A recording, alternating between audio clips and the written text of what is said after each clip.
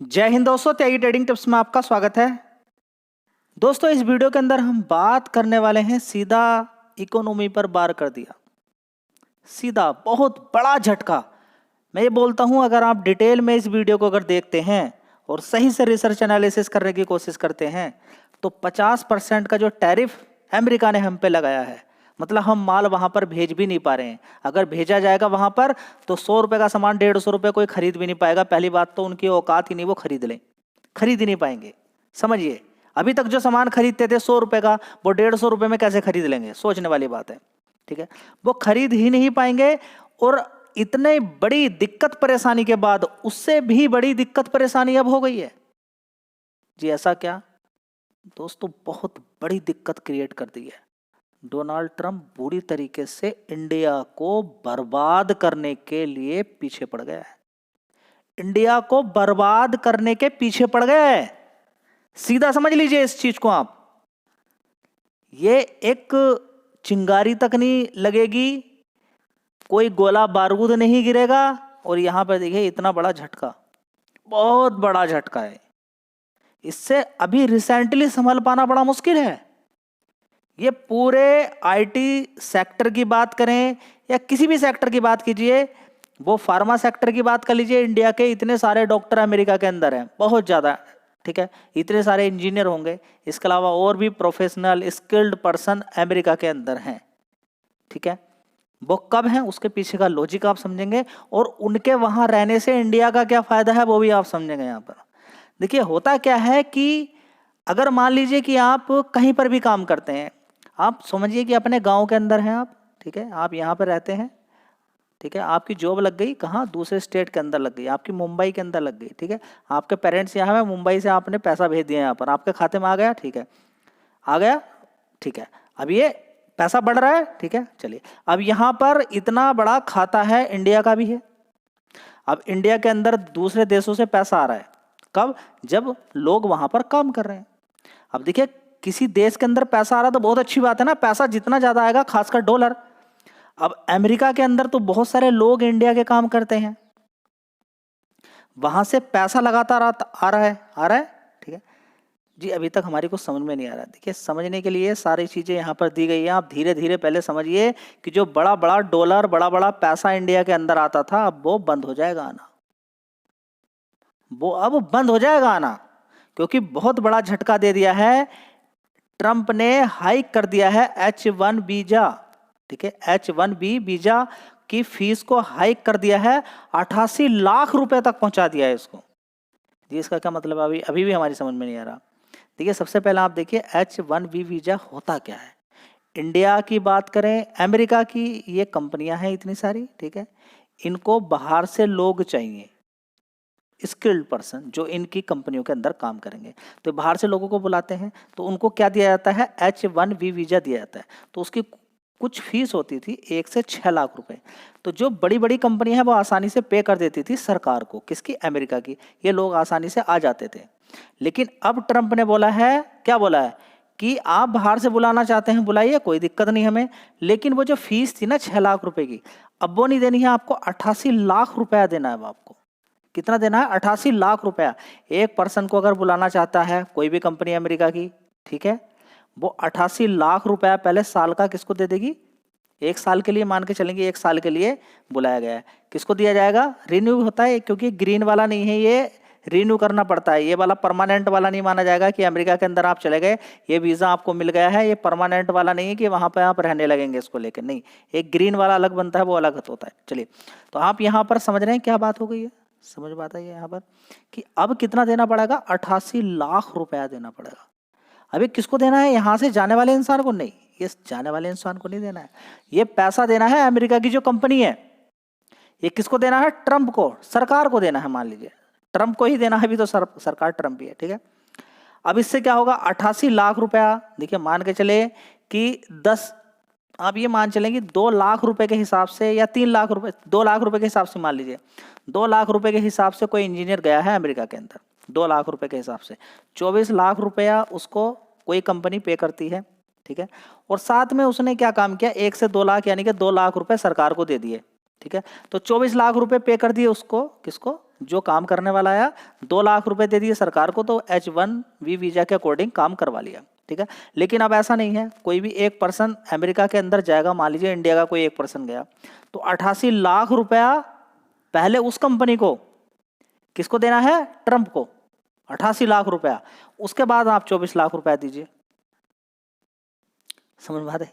तो अभी तक तो 24 लाख में काम चलता था, अब 88 लाख का कैसे करेंगे? चलिए 88 लाख एक दो पर्सन को दे भी दिया, चलिए मान लीजिए, इतने सारे लोगों को कैसे दिया जाए? जितने ज्यादा लोग आएंगे उतने ही ज्यादा लोगों को पैसा दिया जाएगा। अब यहां पर बुरी तरीके से फंस गए।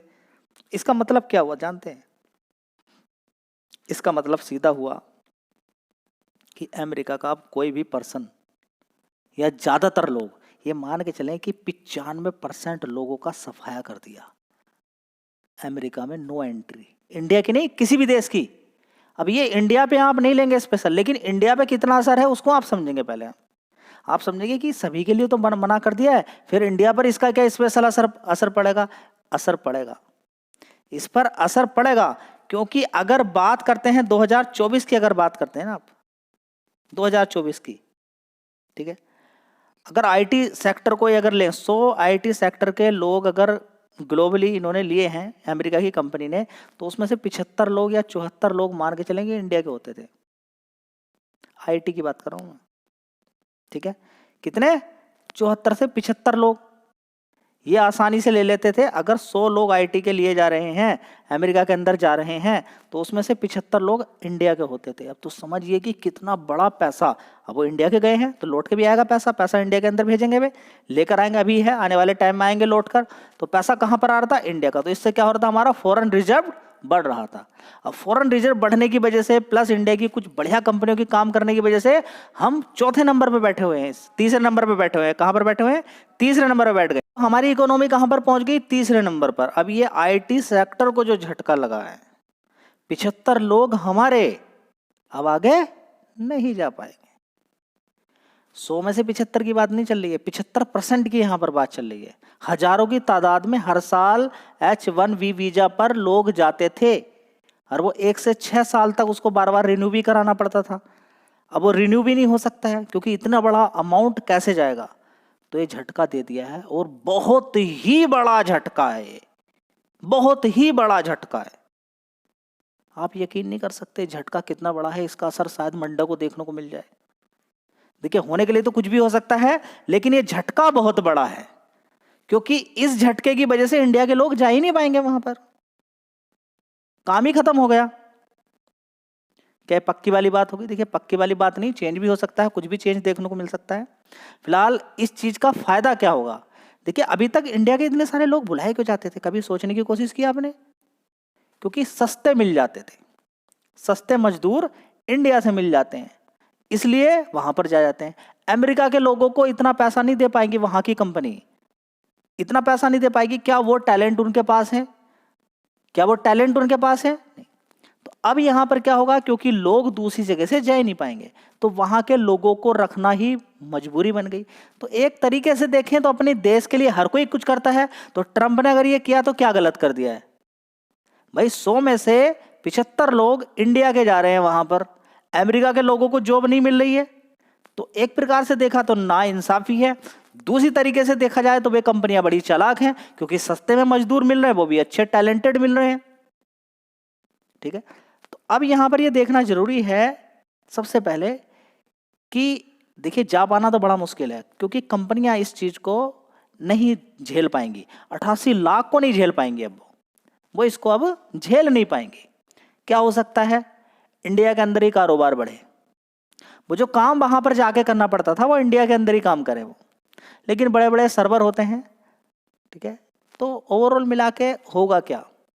वहां पर भी लोगों का रहना जरूरी है। अगर वहां पर भेजा जा रहा है, तो इसका मतलब कुछ ना कुछ तो बात है वहां पर जो देखनी पड़ती है वहां पर, ठीक है।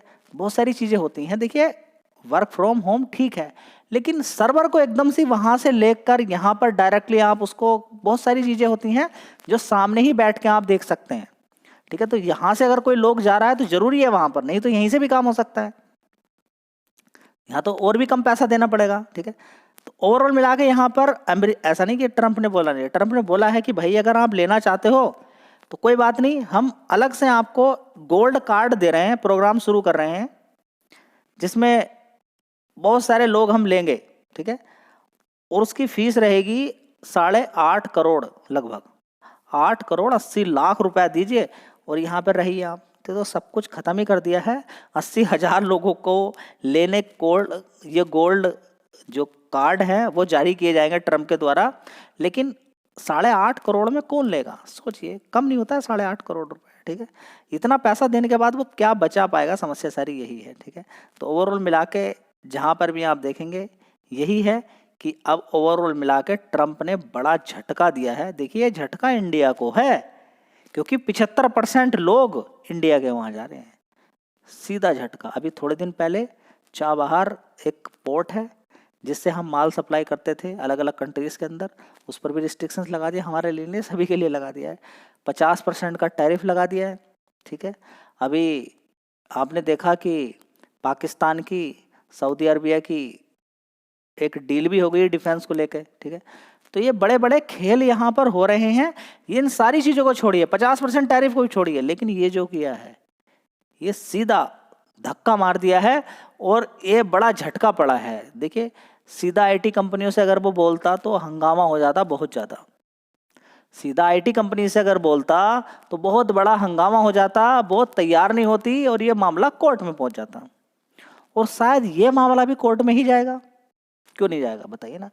देखिए, किसी कंट्री वहाँ इतनी सारी कंपनियां हैं, अब एकदम से स्किल्ड पर्सन है जो 5-5, 6-6 साल से काम कर रहे हैं, ठीक है।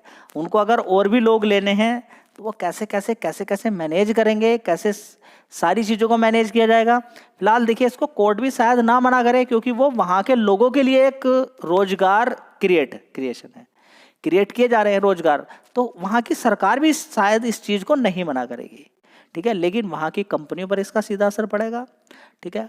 वहाँ की कंपनियाँ, इतनी सारी कंपनियाँ इंडिया की भी हैं, एचसीएल से लेकर इन्फोसिस से लेकर टीसीएस से, कितनी सारी कंपनियाँ अमेरिका के अंदर हैं, वो इंडिया के लोगों को ही हायर वहाँ पर करती हैं, ठीक है। अब उसमें बड़ा यहाँ पर दिक्कत हो सकती है।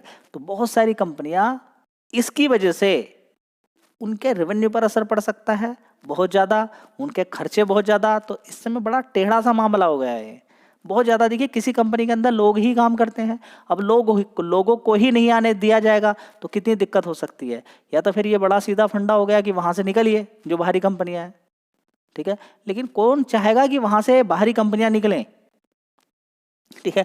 तो ट्रम्प ने बीच में बिल्कुल ये पकड़ लिया है। बस सीधा यहाँ पर क्या हो गया कि मैं जॉब क्रिएट कर रहा हूँ, लेकिन जो झटका दिया है वो इंडिया को दिया है। ये झटका इंडिया को दिया गया है, इसको समझना बहुत ज़्यादा जरूरी है। वीडियो अच्छी लगी लाइक शेयर कर दीजिएगा। धन्यवाद।